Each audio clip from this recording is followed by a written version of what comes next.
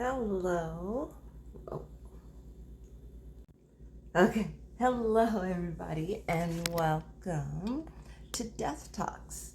So, Death Talks is a channel where we're going to watch videos about people telling their death stories. Now, these are stories about grief and loss and how they survived it and how it's changed their lives and how they're dealing with grief. So this one is from Tyler Hall. It's called The Roller Coaster Podcast, and I have not watched it yet. So let's get into it.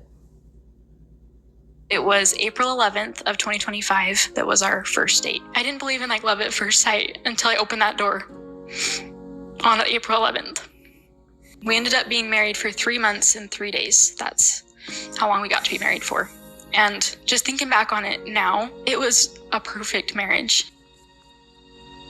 And I checked Dallon's location, and it was in the middle of the Payette River. My life kind of imploded in about 10 seconds.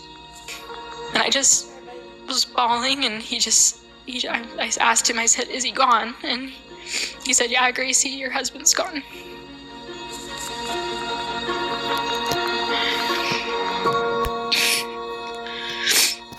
Life is a roller coaster of heartbreak, hope, tragedy, and triumph. Here, we dive into the stories behind the hardest moments and the humans who survive them. Welcome to the Roller Coaster Podcast. My name is Tyler Hall. This community has just exploded, and I want to create a way to bring us all together, regardless of where you're at in the world or where you may live. That's why I created Day by Day Apparel. Every piece of Day by Day Apparel is a reminder that we get through life one day at a time. And if you decide to pick something up, it genuinely helps support the podcast. Click the link in the pinned comment below. Now let's jump into the episode. Thank you. Gracie Laufenberg. Yep. Welcome to the Roller Coaster Podcast. Thank you for having me. I appreciate you being here. You had an experience very recently, 10 weeks ago,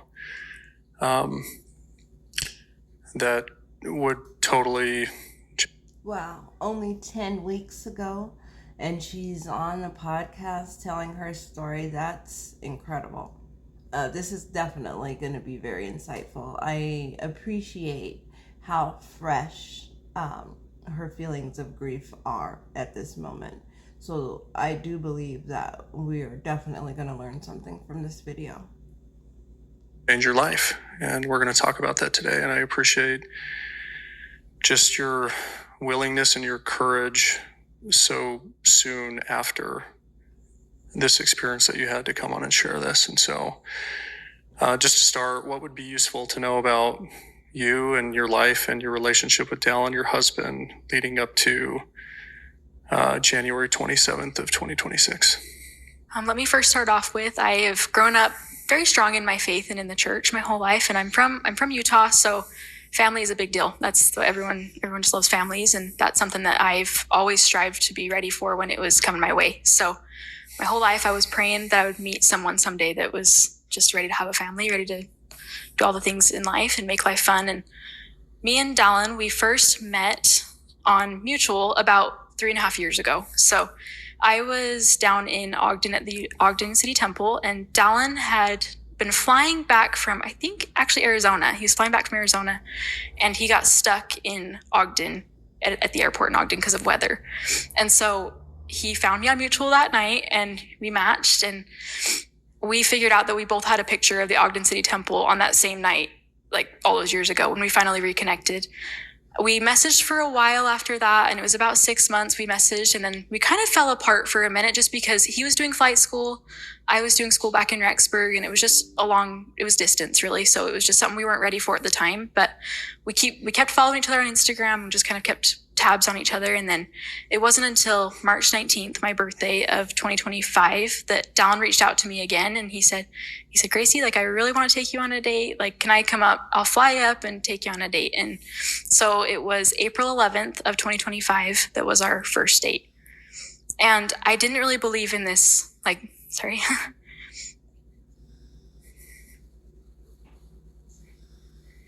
I didn't believe in love at first sight until I opened that door on April 11th.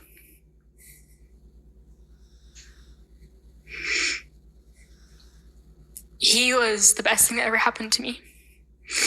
He treated me like every man should treat any woman, just with complete respect and kindness, and he was so fun to be around. He wanted to take care of every part of my life, and I for him too. And it pretty much started April 11th that we just became best friends. Wow. Isn't that incredible? Isn't that like every woman's fantasy?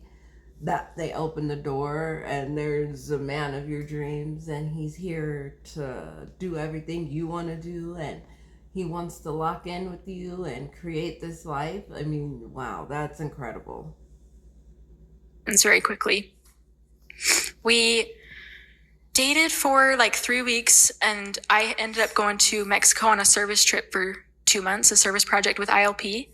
And so we did 2 months of distance while I was in Mexico, and we were talking on the phone 24/7. He would be at work and I'd be in his pocket, and I'd be teaching kids English in Mexico and he'd be in my pocket, and we just talked all day long every day. And we really got to know each other on those 2 months doing distance. It was really nice for our relationship because I think sometimes distance is looked at as a very negative thing, but it gave us this communication that was really deep in the beginning of our relationship without any of the physical stuff that comes with the relationship.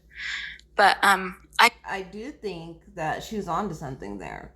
I do think that couples who are physically apart because of distance, that they end up having a stronger connection, and that's because of the communication, because you're not there physically, so you're not getting distracted by all your temptations and your lustful feelings, and the only way to connect is verbally. So it kind of forces this deeper connection that doesn't necessarily happen when couples are together physically because of all the distraction that keeps you from connecting verbally.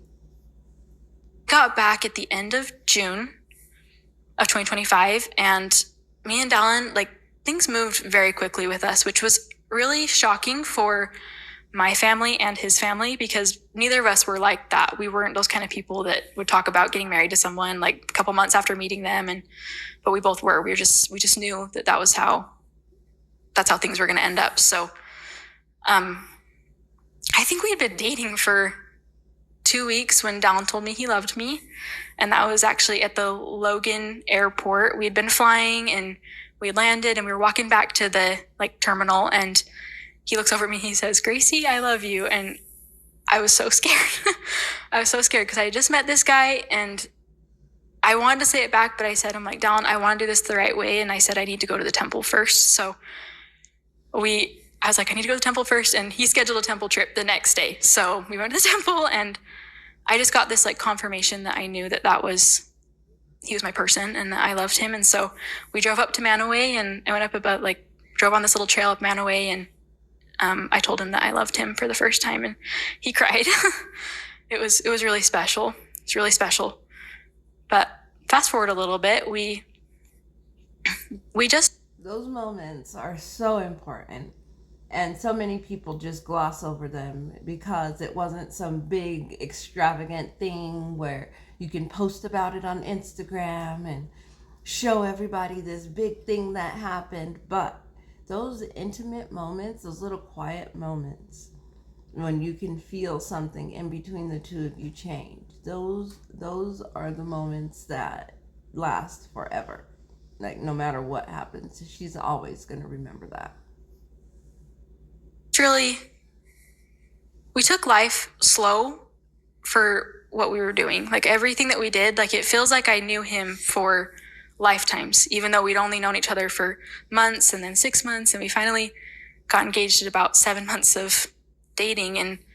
But everything felt like it was just so slow. Even though it was a faster timeline than normal, it just felt like we just really knew each other on a more personal level.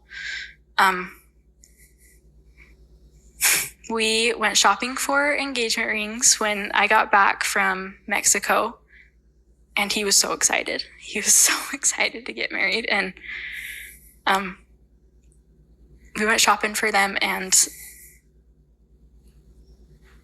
I remember like he picked out the ring, and then he didn't tell me. I was like, I want it to be a surprise. And Dallin did not like keeping surprises from me because he felt like it was not telling me the truth. And I'm like, that's just a surprise. It's not you trying to be sneaky. And he got the ring, and then we were actually looking at wedding venues, and it was our venue up in it was Mount Naomi Vineyards where we ended up getting married at. And he had worked with my mom and planned out the whole engagement, and they told me that we were taking pictures, just a couple pictures up there, and we toured the whole place. And then he's like, I think you need to go out, look outside for a minute. And that's finally when I figured out that something was going on. And I came back in, and he was standing in like this big doorway, and he was down on one knee, and that was one of the best days of my life.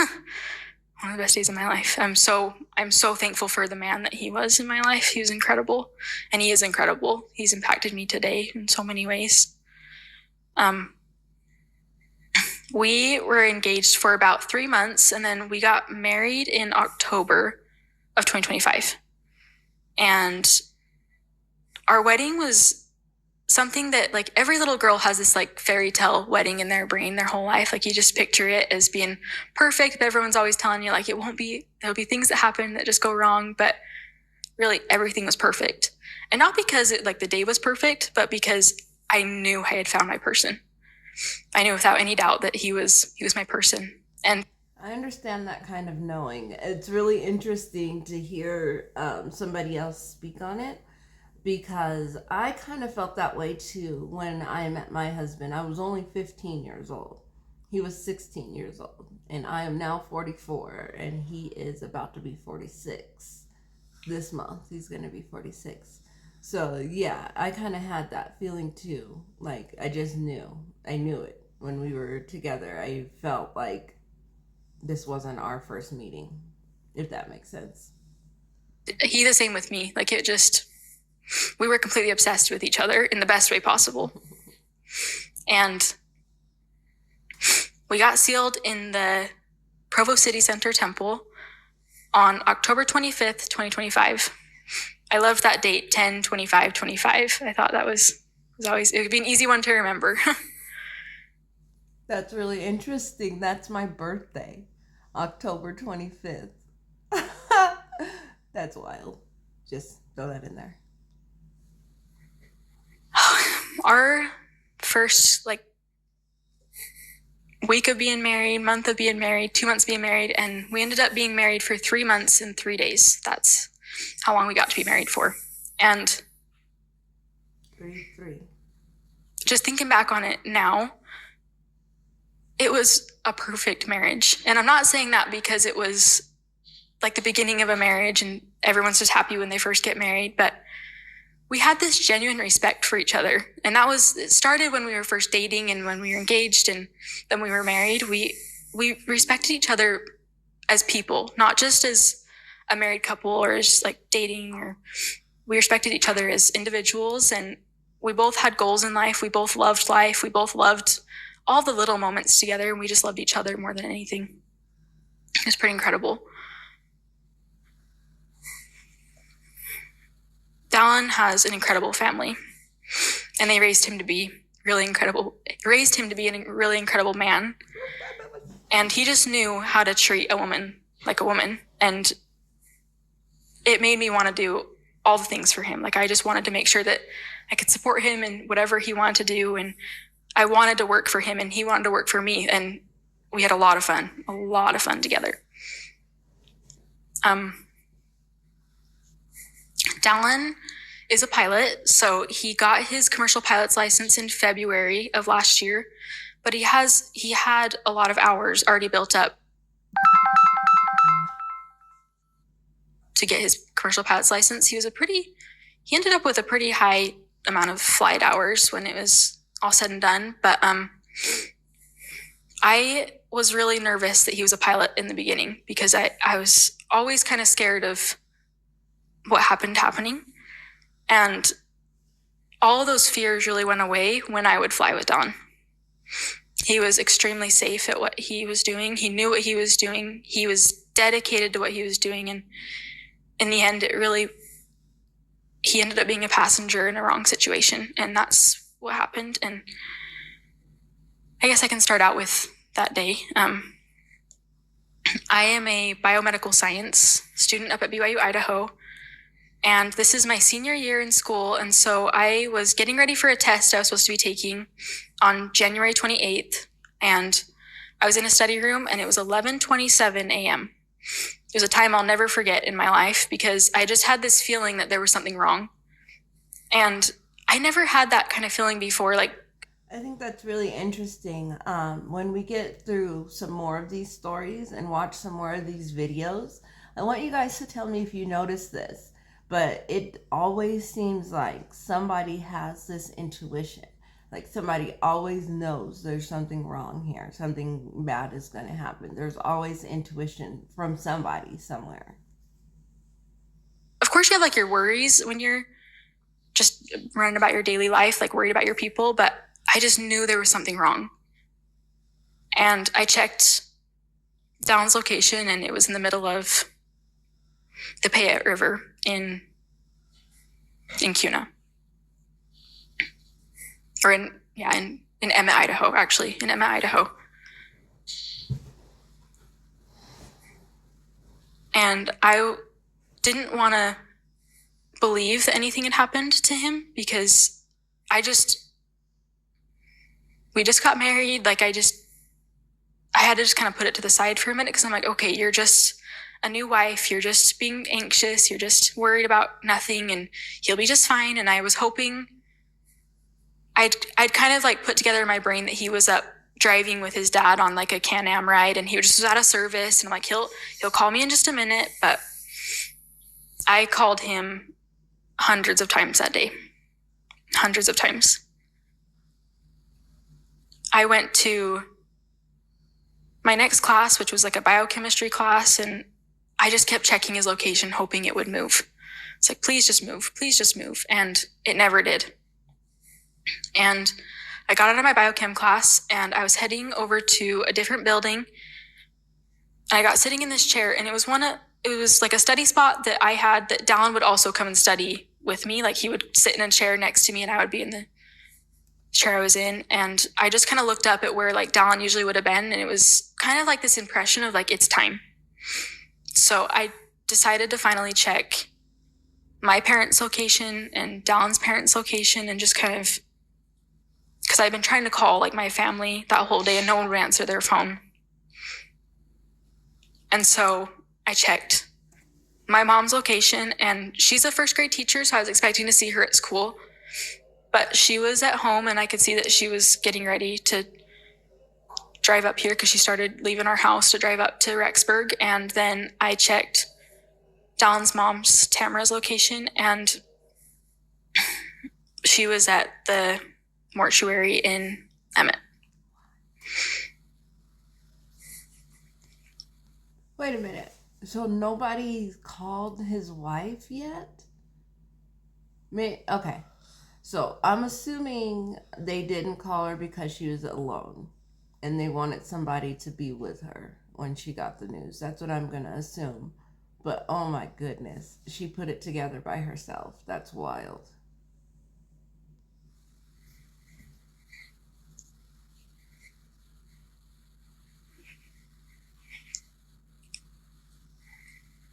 My life kind of imploded in about 10 seconds.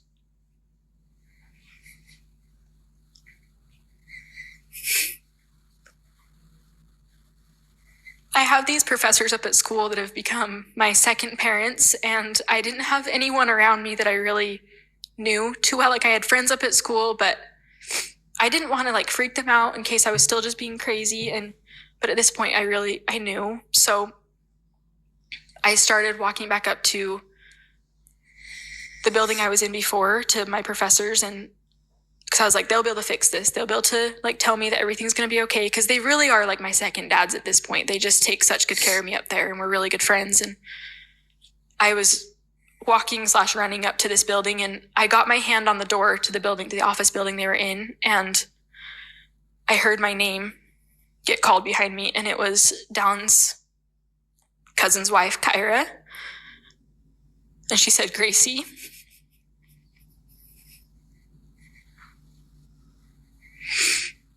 And then Dallin's cousin, he wrapped me up in his arms and he just said, and I just was bawling, and I asked him, I said, is he gone? And he said, yeah, Gracie, your husband's gone.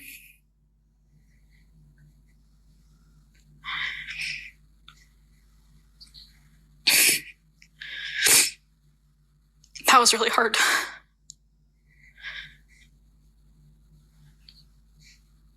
Engagement, and they told me that we were taking pictures. I just remember like screaming.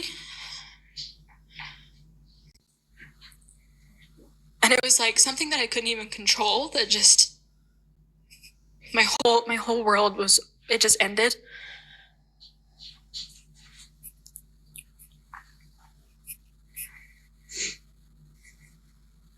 And I remember, because I was on this like mission to go talk to my professors, and Cam, that's Dallin's cousin, he's like, do you want to go home? And all I could think was like,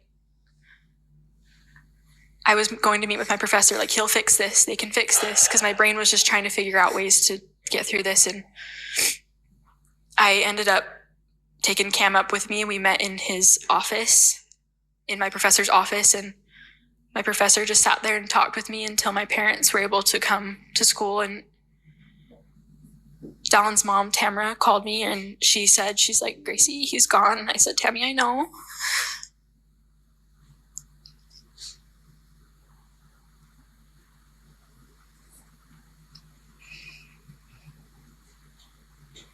Life hasn't been the same since.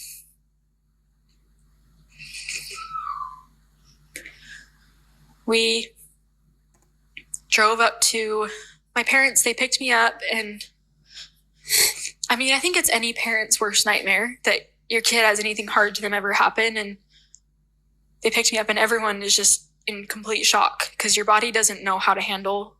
You're not programmed to do that kind of stuff. You're just not. Brains don't know what to do in that kind of a situation. And they took me to my apartment, and we gathered up clothes, like in suits for my husband, and all this stuff of my husband's, and pictures of him. And it just all felt so unreal. I'm like, just wake up. Just wake up. There's no way that this is my life. Just wake up. But it was real. It was real. And I understand that feeling. When my cousin passed, when I was in 8th grade and he was 16, and it was unexpected. He had a birth defect of his heart that nobody knew about. He was playing soccer, and he scored a goal. He jumped in the air and fell to the ground, and that was it. He took his last breath. When that happened, for many, many months, it didn't feel real. Like, I just kept waiting for somebody to say, just kidding. And I kept waiting for him to come down the stairs from his bedroom, to come down the stairs like he did every day. Like, I just expected that. And for months, I waited for that. They drove me up to Boise, where he was in a different funeral home now. And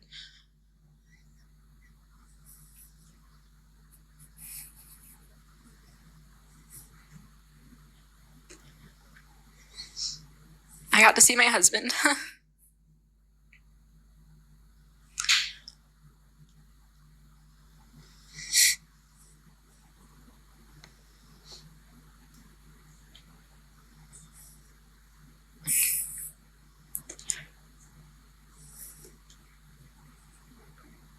Leading up about 2 weeks before, on the 27th, we had been in a really serious car accident in California. And it was a car accident where 4 cars were totaled. I was driving, and it was so scary. And I remember, like, I knew the accident it was coming, and there was no way to avoid what was happening. And so we hit the car in front of us going really fast. And I remember, like, the cops getting there, and they just asked us, like, where are the bodies? And it was a little bit awkward when me and Dallin were both standing there, and we're like, we're right here. And the cop is like, I'm so sorry. But he's like, we don't see cars like this where people walk away from these kind of. What? That's wild. The cops thought that they were coming to a recovery and they walked away. Wow. Things.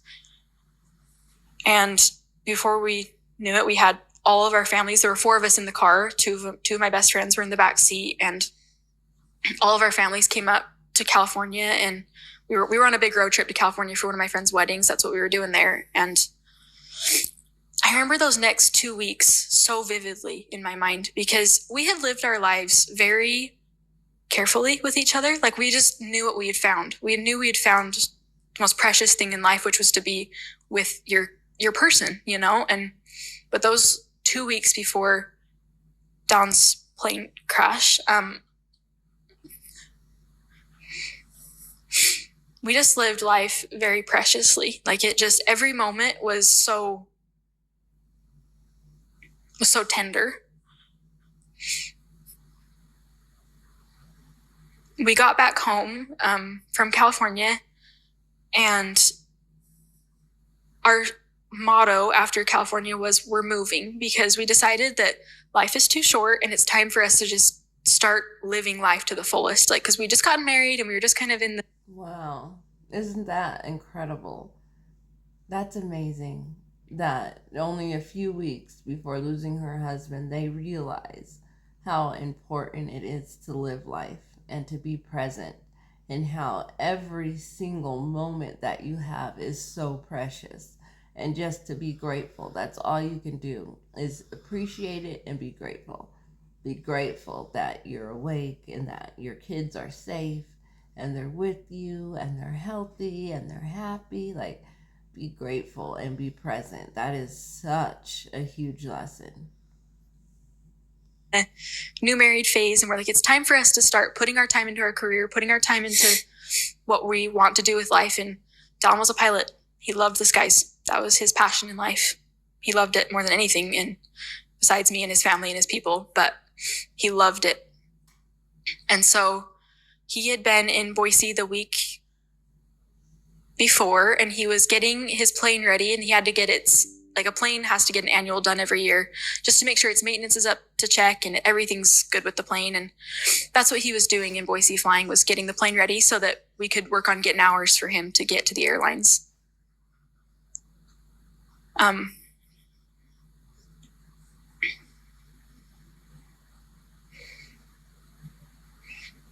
remember, like, he would call me every night, and because I was just struggling to be away from him for even 5 minutes, let alone a week at the time. And he's like, I'm going to come home. I'm going to come home. And I said, I'm like, you're doing good things. You're moving. And that's a good thing. And so the Saturday, it was a Tuesday that he passed away. The Saturday, he wasn't planning on coming home, but he surprised me and came home. And that Saturday, I should have been studying, but really, I just was so excited to have my husband home. So we spent all day together. We went on a date that night and went to church the next Sunday. And Sunday was such a peaceful day in our apartment up in Rexburg. It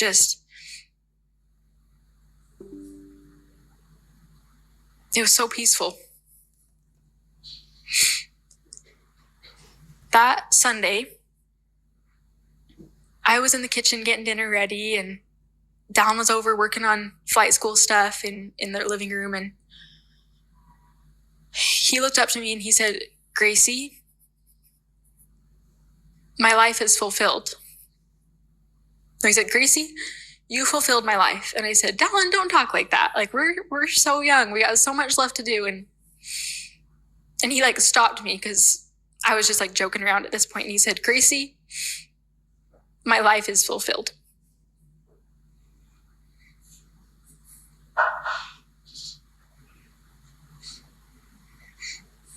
I think that something inside of makes you wonder if he kind of had a knowing in his own body. Maybe he didn't realize he had a knowing, but he felt that it was important to let his wife know how he feels about her. That's incredible. Don knew what was coming before it happened. Yeah, that's what I thought.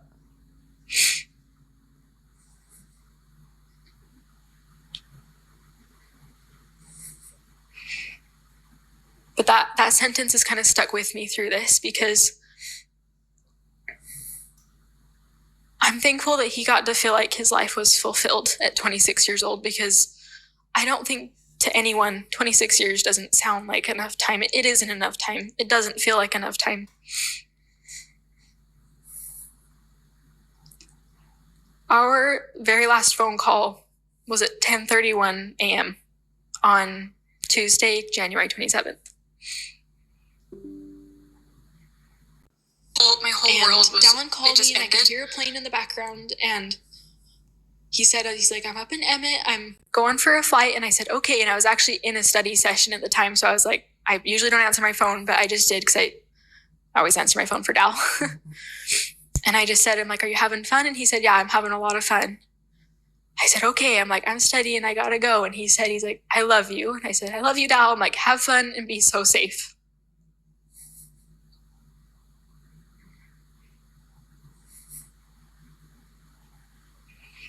It's the last thing I ever said to my husband.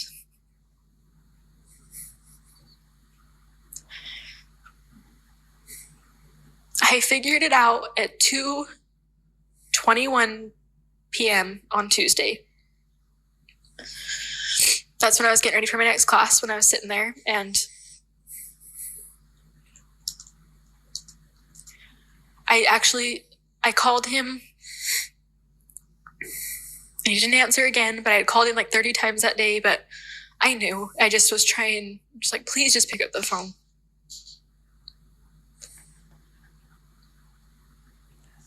And then I texted him and I said, I love you, have fun, be so safe. Because I knew that was the last thing I had said to my husband. Wow. I mean, to lose somebody that way is so hard.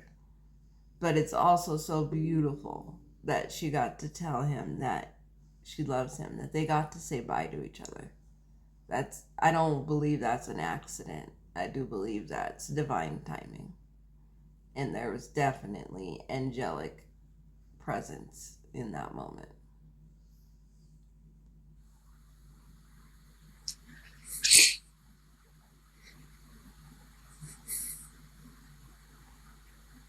I knew he was already gone, but there's just a part of you that just hopes it's not real. And it was about 10 minutes later, that's when his cousin pulled up behind me at school.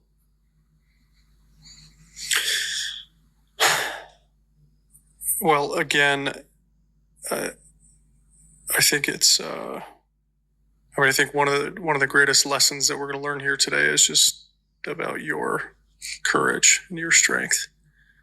It's like to be sitting here 10 weeks after your husband dies in a tragic plane accident is like unlike anything I've ever seen before. And the fact that you can like share that story and like keep a sentence together, and like it's pretty amazing.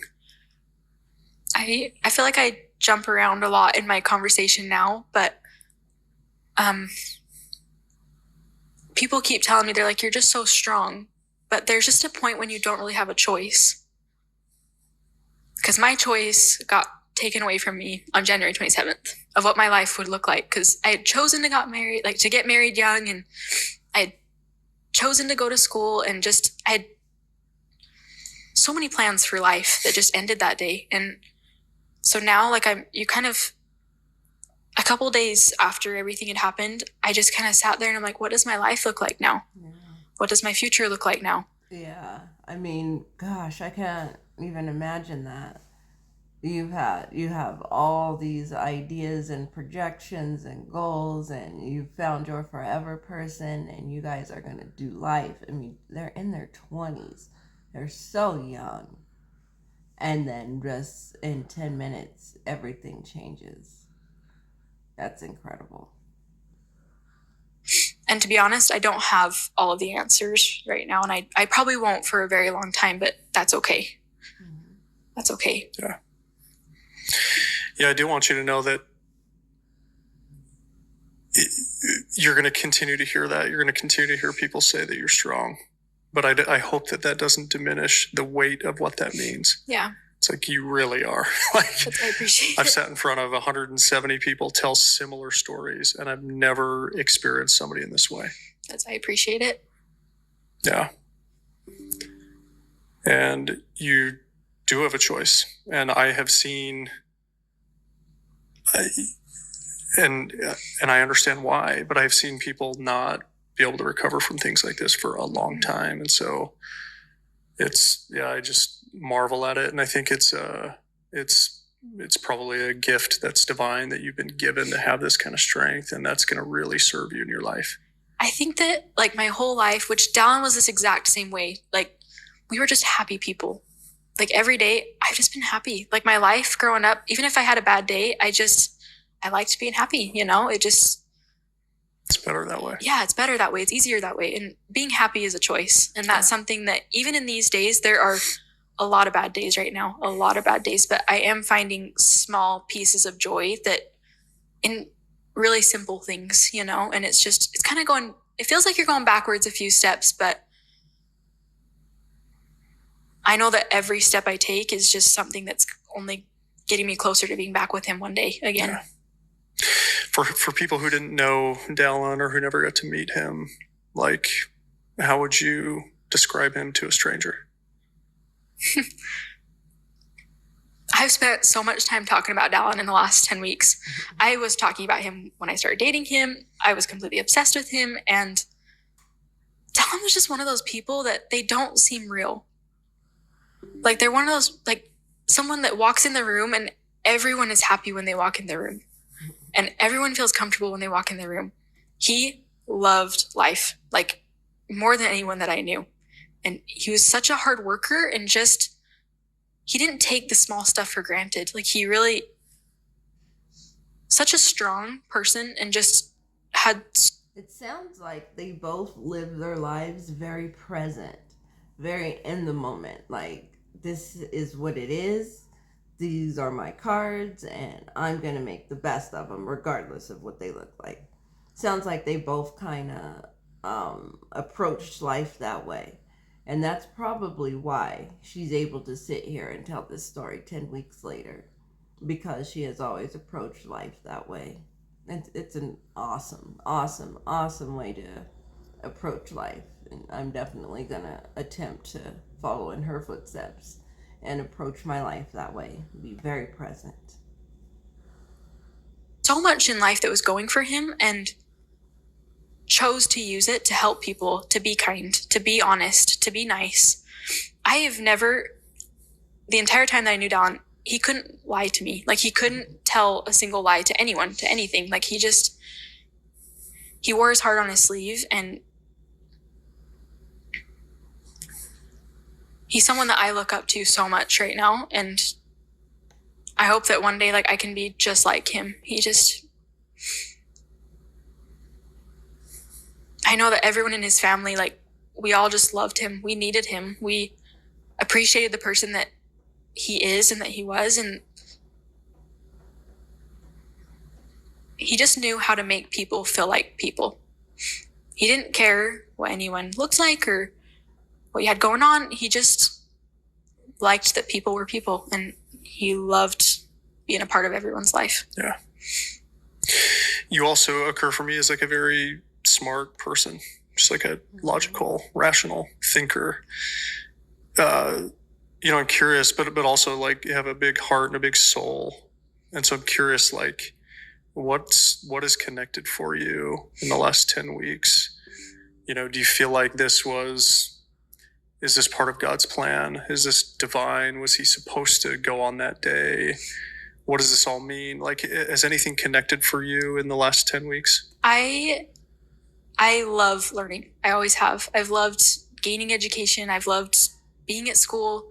And I really have to owe a lot of my faith and what I believe in to my school, BYU Idaho, because I'm around these professors every day who have been through really hard things, been through big life challenges, and they still believe in God. They still trust that there's a plan for them. They still trust that it's going to be okay. And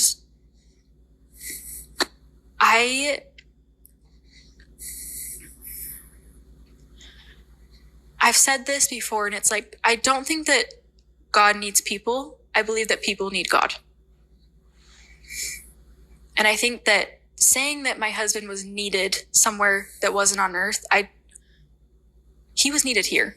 Like, I needed him for a family. I needed him as a husband. He was needed here as a son, as a brother, whatever he was planning on doing in life, you know? And I don't believe that God takes anything from us that's good. I think that God puts really incredible things in our life. And I also believe that mortality works. Going for a fight, and the fact that we're here on earth, the fact that we have choices, the fact that we have agency, means that those choices and our agency also come with consequences sometimes. And mistakes happen. And accidents happen. And that includes the accident that happened to my husband. Yeah. Do you have any closure at all on what happened? Was there a malfunction in the plane? Like, is there any detail about? As far as I know, there was no malfunctions in the plane. I wish that what happened that day wouldn't have happened. And it was just,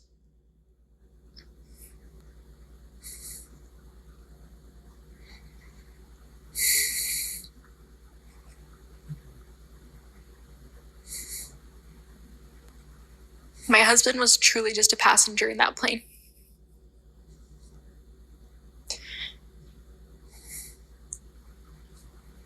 He was in the back seat. And there's a really good chance he never knew what was coming. And I don't know why they were at where they were at. Yeah.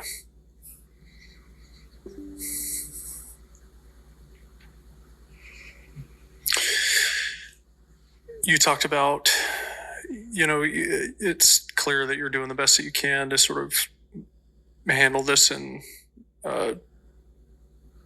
as positively as you can, but also you have bad days, you have bad moments. Like, what does that look like for you when these bad days creep up, or bad thoughts, or and what do you do to overcome these things?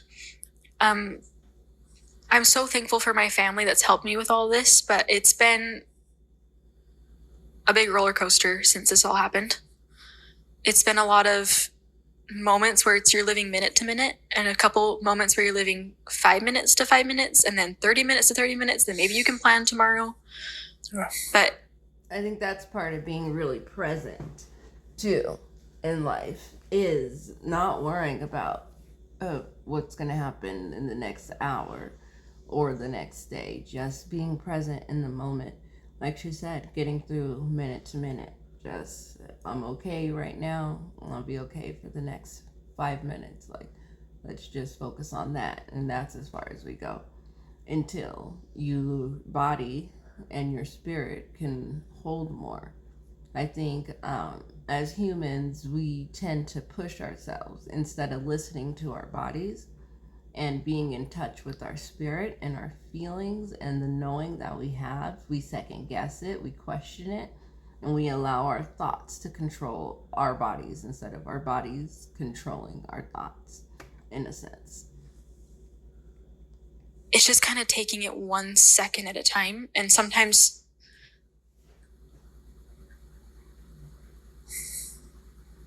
I was driving past Brigham, and that was the place where I told Dallin that I loved him, and my whole world just shattered again. I was going about my day doing okay, and then it's just these little triggers that come up that really just knock you to your knees. And for me, the bad days are... I remember when my daughter, she was 13, I believe, 12, maybe 12, and she was hit by a car crossing the street. She ended up having some bruised tendons, and her knee was messed up and she was in a wheelchair for about a month after the accident. But like for months after the accident, every time I passed that portion of the street where she was hit in the crosswalk, she was crossing the street, she had the light, it was her right away, somebody ran a red light and hit her.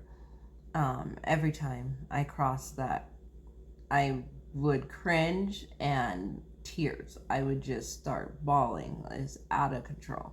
So I know what she's talking about. And there's no controlling it. It doesn't make sense. Like I said, my daughter was fine. She did not die. And she didn't have to stay in the hospital. She didn't have any traumatic injuries. She was okay. But still, every time I crossed that part of the street, every time I went through that intersection, I would have to pull over because I would just start bawling. So much and so out of control. I know what she means. And that's hard. And the only thing I could do was to continue to experience it and allow my body to feel what it was feeling. A lot of just, I mean, you're crying on the floor. You don't want to get up. You don't want to move. You don't feel like moving. You don't feel like breathing. And it's hard. It's really hard. Do you pray every day? I pray every day. Probably a lot every day. I have prayed my whole life, and I've never prayed quite like I have since this accident. What does a prayer look like these days? What do you say? A prayer for me these days is asking for understanding, for hope, for peace, for comfort. But my prayers these days, I pray a lot that my husband is okay.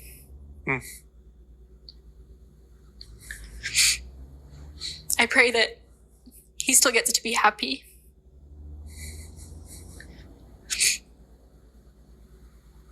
I pray that he's safe and that he knows that he's loved beyond anything, really. I pray for my family who's still here, that they can find peace and comfort, and I just keep praying for this knowledge that we will be together again one day, and I've received so many answers to that I know that I will see my husband again.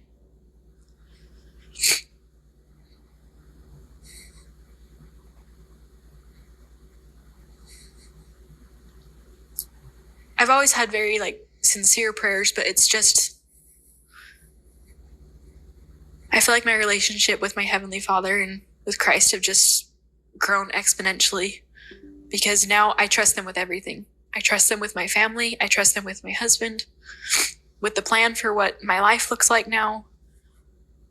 I trust them with hope for the future. I trust them with the things my family's going through. It's just, I know them now. Yeah.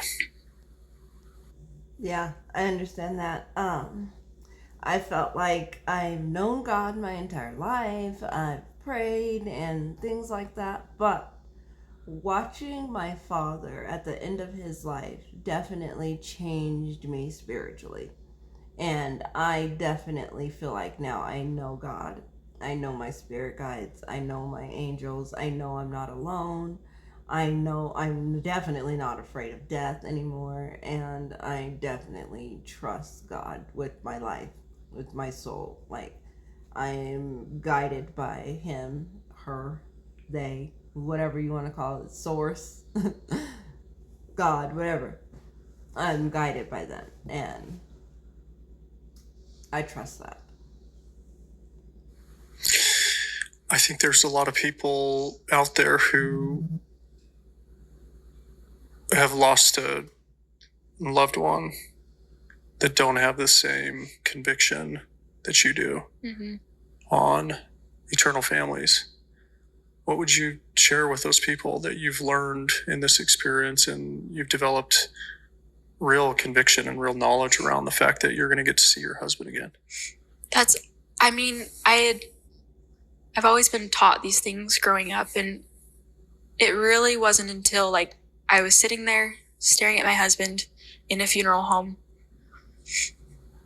the only thing I had to turn to was prayer. That's it. And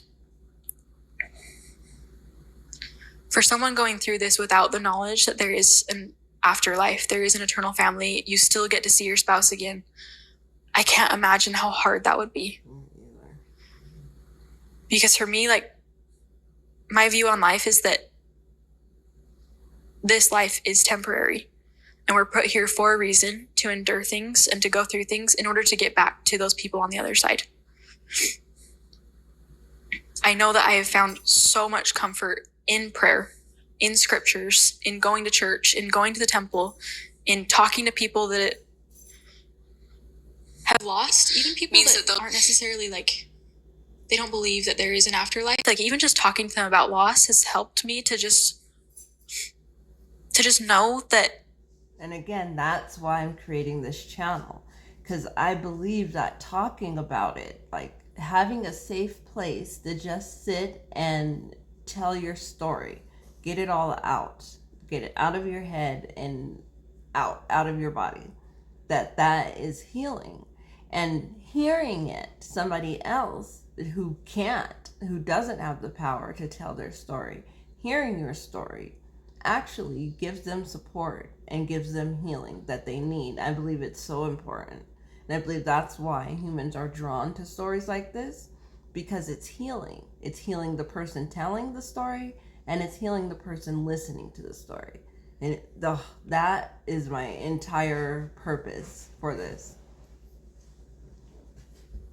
The knowledge that I have like gained and come to know through this, it's there for a reason, and it has only helped me to be able to walk through this and to crawl through this at times.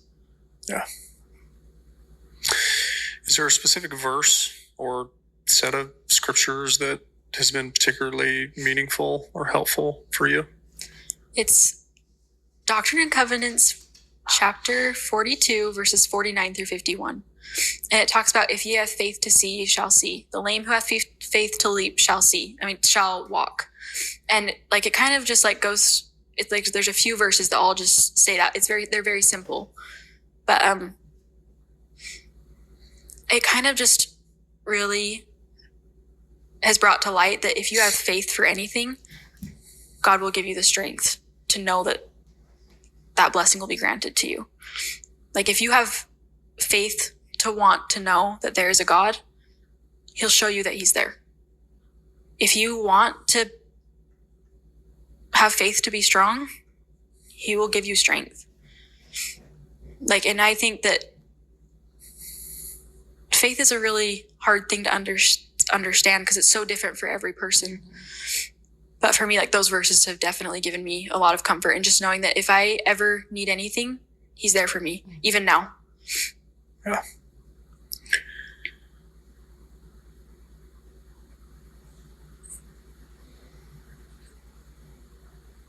I think, when you think about a funeral service for people who don't have that knowledge that we're talking about of eternal families, I think funeral services can be really sort of heavy and even dark in a way. I've been to those as well, where there's not kind of a general belief that they're going to see this person ever again. Yeah. In certain Christian denominations like ours, we do have that belief. And so funeral services tend to look a little bit different, where it's more a celebration of life, and doesn't mean it's not really hard and emotional and the whole thing. Was there anything particular about that service that stands out to you, that you remember? Any talks or any feelings or anything that you saw that just will... Stay right there. What you need, baby? Okay. What are you doing? I'm making a video. Sorry, baby's homesick today. Sort of be imprinted on your heart forever? There's a few things. Like you said, like, funerals in our religion look very different from what a normal, or like what a different faith's funeral would look like. And My husband loved when I would sing to him. So before we closed the casket, everyone had left and it was just me and my close family, my relatives, and I sang like "Come Thou Fountain of Every Blessing," and then it's "If You Could Hide a Kolob," and it's from like the Elenyi sisters, and I sang that to him. And I don't sing for anyone, but I would sing for him. And I feel like that song kind of gave me the strength, and it set the tone for what that day would feel like for my family and for his family. But we went into the meeting room, and there was more than 1,000 people there. The whole building was just full. There were people standing. It was chock full. And Dallin's dad talked, Jim. I look up to Jim in so many ways, but he's such a faithful man.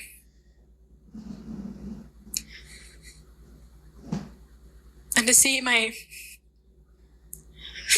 precious husband's dad up there talking about God, talking about his faith, Dallin had just passed away, and he still held strong to what he knew was true.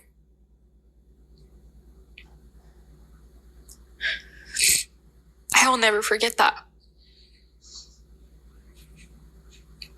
Yeah. Wow, that's really powerful. This was a really, really good story. Thank you if you made it to the end of the video. I appreciate you being here. I appreciate your time. And also, if you wouldn't mind, please hit the like button. Please subscribe and please share. Thank you.